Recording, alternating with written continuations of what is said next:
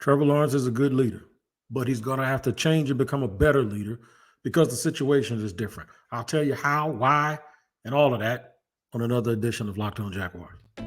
You are Locked On Jaguars, your daily Jacksonville Jaguars podcast, part of the Locked On Podcast Network, your team every day.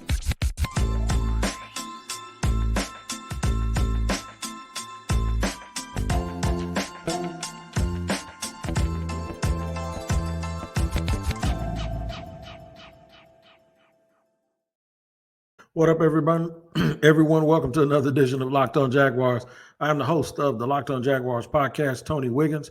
And here at Locked On Jaguars, it is your team every day, and we thank you for making us your first listen. A quick reminder, we're free to subscribe to on our YouTube page. The title of that page is Locked On Jaguars. Make sure you get there, hit the like button, also subscribe, and then hit the bell so that you receive notifications every single time we drop an episode. And if you're listening to your podcast on an audio platform, make sure that when you do that, you check in every single day to make sure you're not missing an episode of Locked On Jaguars. Shout out to the everydayers. What is going on with y'all? And hopefully everyone who's here for the first time will become an everydayer too by coming back and listening to the show. Make sure you like and subscribe, like I said, on YouTube as well. We can be found everywhere. And right now, the Jaguars can be found everywhere with everyone giving explanations as to what's going wrong with this year. So I'm not telling you by talking about the leadership of Trevor Lawrence that Trevor Lawrence is the problem. It's not what I'm saying. I'm not telling you that by talking about the leadership of Trevor Lawrence that he's a bad leader. It's not what I'm saying. What I'm saying is with new challenges comes new ways to lead. And I believe Trevor Lawrence has to adapt so that this team can overcome. Now, Devin Lloyd is out for a while. He won't be making the trip abroad, and that is because he's banged up, got a hand injury. I believe it's a hand injury. We'll talk about that and who has to step up for him. That'll be Chad Muma. And will Calvin Ridley bounce back against his old team? That's a big question coming up as the team heads off to London to play against the Atlanta Falcons. So a lot to get into today, and I want to make sure I preface it the right way by saying it once again that I am not saying that Trevor Lawrence isn't a good leader. What I am saying is that the new challenges that this team has had requires a new approach. And the example I'm going to use is Doug Pederson. Ask any media person that's been around this team since Sunday afternoon if that's the same Doug Pederson that they've seen all season. And if you get anyone that tells you anything other than no, then tell them they got to turn their credential in. Because the folks that I've talked to, I haven't seen him in person. I haven't been there in person. But the folks that I've talked to have told me that Doug's a little more chippy. He's a little less engaging. There's a little bit more of an edge to him. I heard that one of the words that he used to the team in the locker room was that he was embarrassed with the way that they played. It's not who they are. He's taken in front of the media, he's taken it all upon himself and says, we have to do a better job. I think the players have to do a better job. And I think this is where we draw the line that has been blurred in the past, much to the chagrin of the team, the players, and the organization. I always join Doug and Trevor at the hip. And I do believe for this team to be successful, they have to stay joined at the hip. But in doing what I think they have to do now, there has to be a little bit of separation. And what that means is Doug Pederson is the head coach. He's always going to be the head coach as long as those two are together. So that's not going to be a question. What they have to do, I think, at this point, while Trevor has to still remain one of the guys, he doesn't go into full management mode. He doesn't go into full organizational mode because I think that's detrimental to the team. What he does have to do, though, he has to start getting on people. He has to realize he has to be an extension of the coach. If the coach is mad, the quarterback needs to be upset. Upset differently, But at some point, all of the sunshine and rainbows and all of the trips the guys are taking together and all of the great words that you say to people, at some point, man, you got to get in somebody's face if they keep dropping the ball. And I don't care who it is. At some point, the leader of this team has to make it just a little bit uncomfortable in order for them to come out of an uncomfortable situation. Now, check this out. Did you feel comfortable this weekend? Then the players shouldn't. And I already know the answer is no. The players shouldn't feel comfortable. Was it comfortable for Trevor to have to stand up in front of the mic, second to Doug Pederson, and have to explain what's going on? Absolutely not. The one thing that I will caution is this. You can't be the guy doing the talking and yelling if you are the guy who's not playing well also. It always should start with him. But at some point, this team needs leadership, and it needs it without having to worry about popularity. And I'm not insinuating that that's what Trevor is worried about. I'm saying that because I know every time I say something, there's going to be somebody that come out, yeah, but Wig. So the yeah, but crowd is always going to give you the rebuttal when there doesn't need to be one. They're always going to give you the other side of the coin when ain't nobody interested in what that other side of the coin is. They're always going to give you a yeah, but, or what about this, or what about that. To anything that anyone says about the thing that I'm talking about now, my answer is so what? It's so what? I don't care. I don't care if he ruffles a few feathers. And I'm not saying that you need to ruffle those feathers just to get what I'm saying to happen. I'm saying you need to do something. And if there's a little collateral damage and if there's a little shrapnel that hits the wrong person, then I don't care.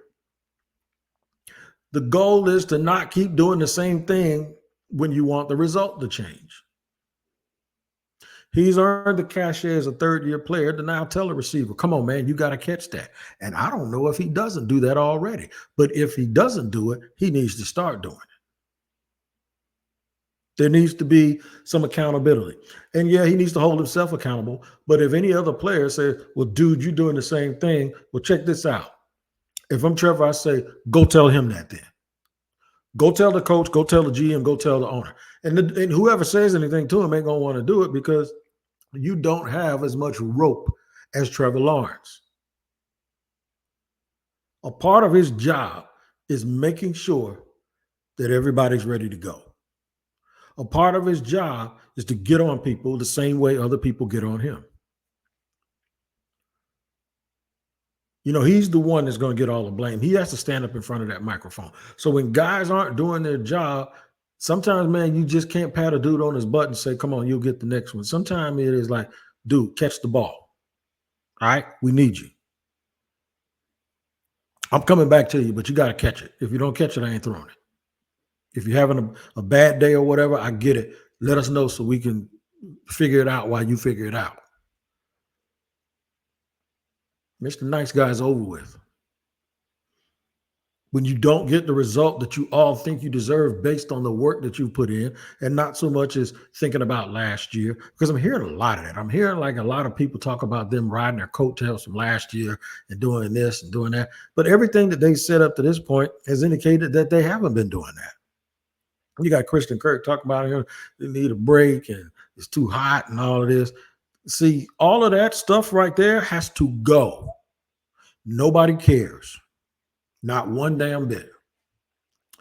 I'm going to continue to talk about this and give you an injury report on middle linebacker Devin Lloyd. Doug Pederson has said Devin is staying home. He's not going on a 2-week trek over to London.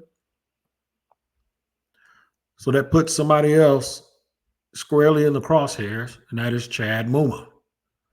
And he has a big,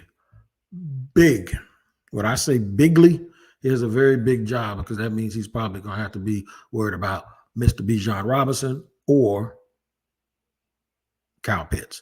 One of the two. I'll tell you more about it in just a second here on Locked On Jaguars. But first, got to let y'all know about eBay Motors. Man, my man Vinny Iyer for Locked On Fantasy Football gives us every single week, he gives us someone to look out for.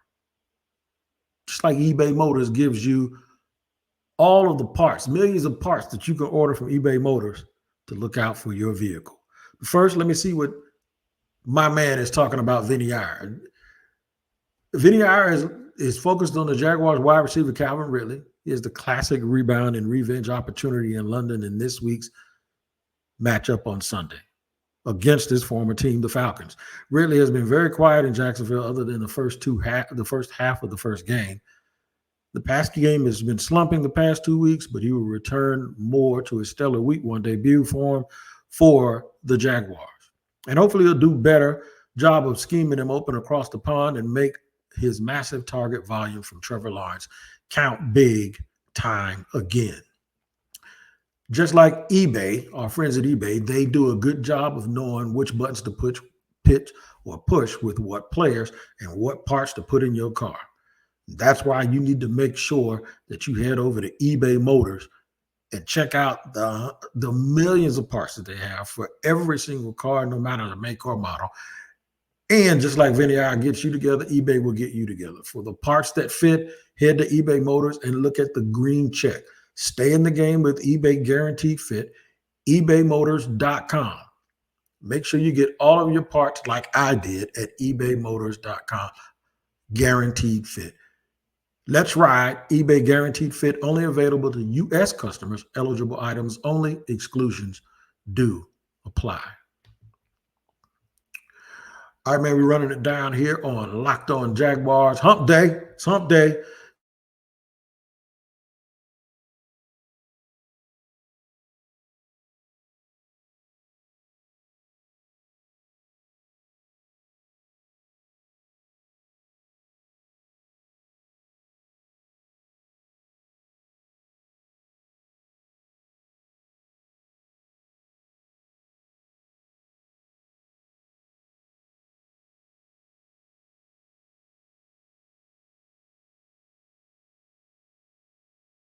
We'll have that crossover episode up Thursday, as always, as we preview the game.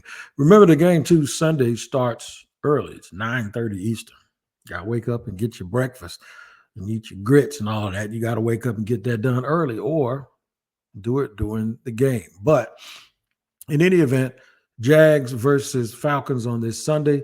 We'll talk a little bit more about Trevor Lawrence need to be a better leader before we get into the injuries. Talk about the impact of Devin Lloyd being out. So let's just get back to it. So this is not about what Trevor hasn't been doing. This is more about what needs to be done in addition to what he has been doing. And leadership is one of those type things that when you get into a funk, folks are going to be looking around. Folks outside the building are going to be looking around to try to figure out what is to blame. Folks from inside the building are going to be looking around for guys that's going to help them dig them out of it. He's the best player. It's his responsibility. He needs to make sure that everybody is going along with him. So that's why I think a different type of leadership, it's a different type of situation, a total different type of situation. I remember doing that one year during the urban year when they kept pulling him out there and pulling him out there. And then finally one day he was like really, really late coming to a presser because I don't think he wanted to come. And when he came to the presser, he was matter of fact. See, we saw Mean Trevor a little bit, and nobody really noticed it, but I did. Sometimes we mistake a guy who's nice like that and thinking that he can't be mean when he needs to be. And mean may be the wrong word, but tough and sturdy. Look, we're in a tough situation, man. We need toughness to get out of this. Anybody get their feelings hurt about what somebody says, they ain't the ones to help you get out of it. Because there ain't nobody going to be offended from the guy who is given the ball in his hands every single play to tell you, hey, man, this is where we're going and you need to come with me. Now, he has to play better. But he can't throw it in and catch it. Guys have to catch passes. Even if it means just depending on, like I said yesterday, man, just go back to depending on ETN, Ingram, Ridley, and Kirk if you can. Just those four people. I mean, nobody. And when I say nobody, unless they are wide open, nobody's touching that ball. If Zay Jones was there, I'd include him. But nobody else is touching that ball. I'm not throwing the ball. I'm not running the ball. I'm not bringing in Tank. I'm not giving it to Agnew. I'm not bringing none of those guys. We are going with our best players, and we're going to let them ride us out of it, and then we're going to start sprinkling some of this other stuff in. So maybe when Doug says he's going to scale stuff back, that's what he needs to do. But I also think it would help if guys were being held more accountable by the players on the field. We need leadership on the field. Doug's going to do what Doug's going to do at halftime and on the sidelines and in between the games. We need guys in the games getting on people, leading people. Sometimes that discomfort is the exact thing that you need in order to get to where you're going. Devin Lloyd not making the trip over to London, apparently with an injury, and I'll get back into it a little bit here. But yeah, kid's banged up, not going over. He's played pretty good this year. Devin Lloyd has not been the guy who he was last year when he was a little bit lost. Now he's played better. He has played better, but it still hasn't shown up, and it still doesn't look like, oh, we just got to have this guy, in the first round. Doesn't look that good. So, yeah, my man Jamal St. Cyr, my partner, says Devin Lloyd isn't making it because he has a broken thumb, and he's getting surgery today. So, with the thumb being banged up, now it is all about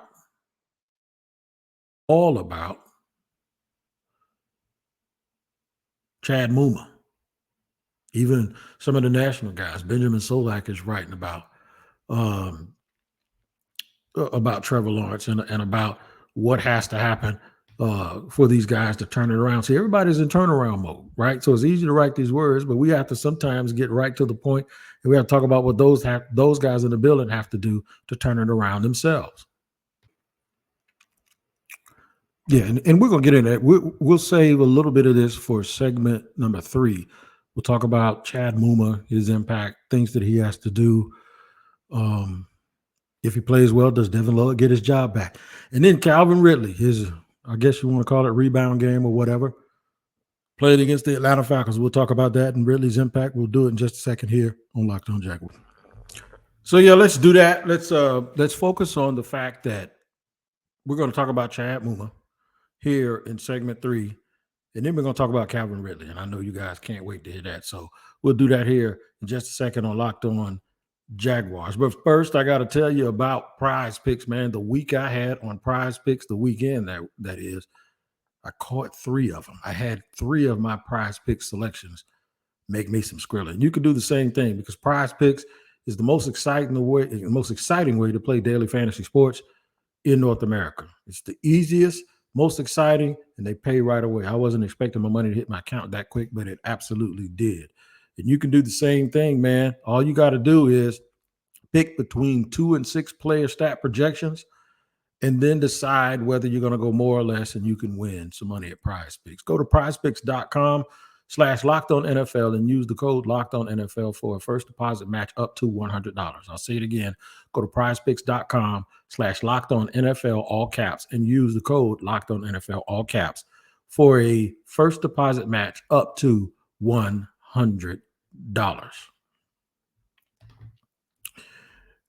All right, running it down here in the third and final segment as the Jaguars get ready for a 2-week adventure across the pond in London. They'll face the Falcons first and then face the Bills a week after. Reminding you, it's 9:30 in the morning on Sunday. Don't forget. Also, make sure you listen to Sirius XM, and you'll get the Jaguar game there also. Make sure if you're traveling, if you're running around, if you're at work, our partnership, we have to let you know that they play at 9:30 Eastern time. So catch every single snap of your hometown Jaguars on Sirius XM on the XSM app. Search Jaguars. All right. So one of the things that we have been talking about is the fact that Devin Lloyd is not making a trip because of surgery on his thumb, and that Chad Muma has his chance now for the next 2 weeks to show that he belongs. Nobody wants that more than the Jaguars. It's not as if they want Devin Lloyd to not play or they want Devin Lloyd to lose his position. It's just that iron sharpens iron, and the next guy up is a real deal. So you have to think about them wanting Chad Muma to say, this is my job and I ain't giving it back. And then make the coaches have to make a hard decision about who plays and who doesn't. I know fans will say, I hope Muma wins the job, and then they move Devin Lloyd to end and move Trayvon to defensive tackle. I don't know if that happens.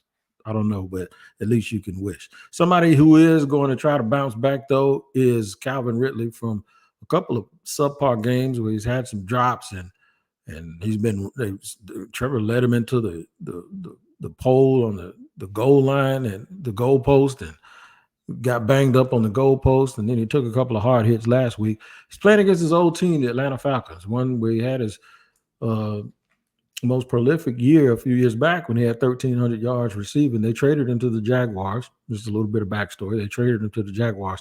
At the trade deadline last year, he was suspended for the entirety of the 2022 season, and now he coming back, hopefully with a vengeance. He's played real well in the first game, not so much the last two. I know he wants to go out. With everybody saying that people are trying to press and make plays, this will scare me about this game with Calvin. Will he try to press and make plays? Sometimes pressure bursts pipes. Sometimes it makes the cream rise to the top. So we'll see how he plays. But he has to get back to just relaxing and playing football and not trying to do too much. We know what kind of player he can be. I didn't think that there would be any rust because he wasn't injured. But apparently there is a little bit of rust, and probably wanting to get right and do things the right way.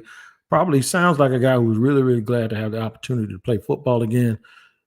Just has to calm down a little bit, right? So we see Calvin Ridley as a number one receiver. Lately, he looked like a 1A or a number 2, because this will determine how he plays over the rest of the season, going to determine some of the things that the Jaguars think they might need in the offseason that haven't been seriously thought about as needs. Like, nobody's thought about a number one receiver.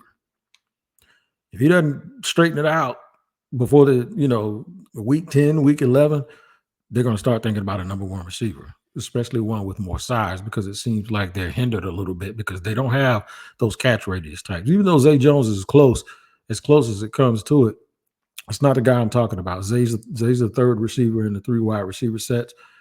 And I'm talking about a dude that's on the field all the time. So we don't want to look that far ahead. We think Calvin will be able to get it right. He's done the right things, said the right things. He's worked extremely hard since he has been a member of the Jacksonville Jaguars. And it's just sometimes you get the love fest and all of that, but it's still we get to watch these guys try to work through things in real time, right?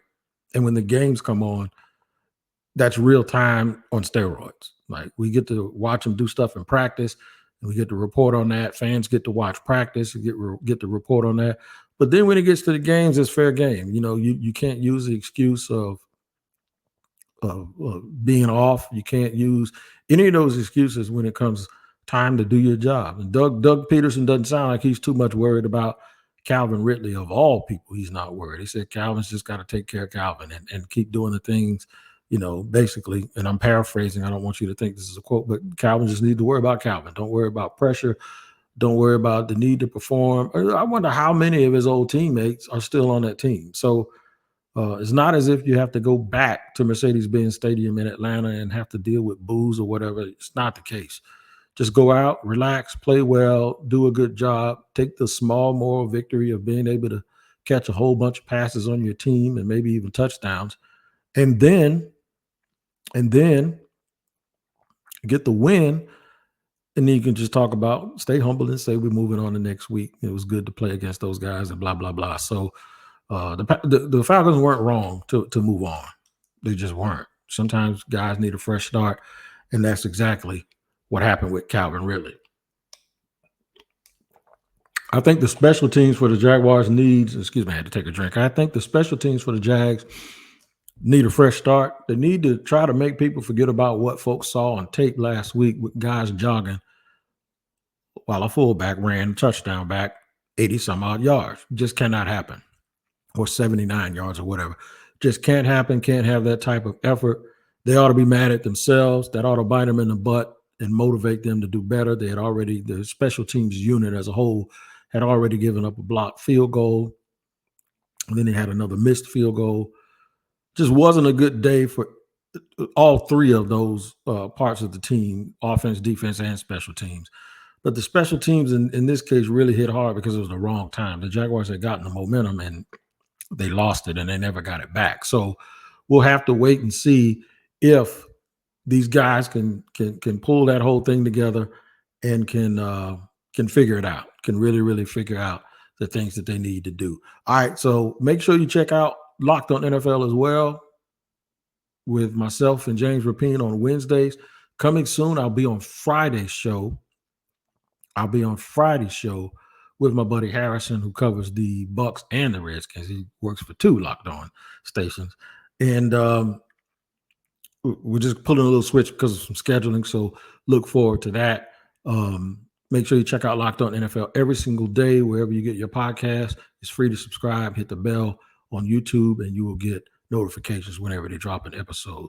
The best stories from around the league, the most important stories, the biggest stories, that's where you get it. Locked On NFL. We are Jaguar-centric here on Locked On Jaguars, so make sure you tune in here every day as well, and also check out SiriusXM, keyword Jaguars on the app. Make sure you do that so you can hear the game on Sirius while the game is going on if you're traveling or just want to listen to SiriusXM. All right, man. Take care. We'll get with you guys the next time here on Locked On Jaguars. Remember, I am with it's crossover tomorrow with the Jaguars and the Falcons. We'll make sure we get that out to you bright and early wherever you get your podcast. Till then, you guys take care. We'll see you. Take care of each other, and we'll see you next time. You are Locked On Jaguars, your daily Jacksonville Jaguars podcast.